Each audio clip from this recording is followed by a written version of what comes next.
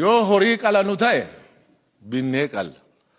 Araarabni suni hayyuun maltee namatu qalama yoo jedhe ana qalaati dhiigna kiyyaan nagaa godha.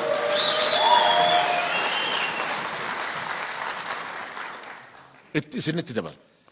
Horii qalanii nagaa yoo ta'e binnee qalla. Namatu qalama yoo jedhan dhiiga kiyyaan qalaati nagaa godha. Kana achi tokko yoo nu taane malee injifannoon hadha qabanne tun harka keenyarraan baate seenaa gurraacha barreessuuf deemaa jira.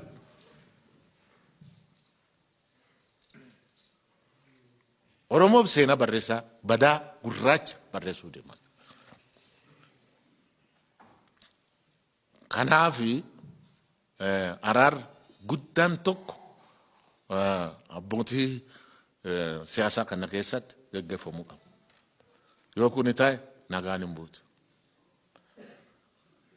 Yeroo gabaabaaf caffeen kun aangoo kan qabu hunduma gidduu galee ka isaanii fuudhee araarsu koree tokko dhaabee hadha murtii tokko ogeessota keessa kan qabu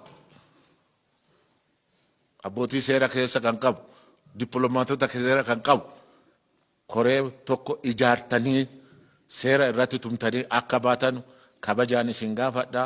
Wanna hunduma keessaan boochiseef dhiifama na godha. Anillee boo'etaan isin boochise.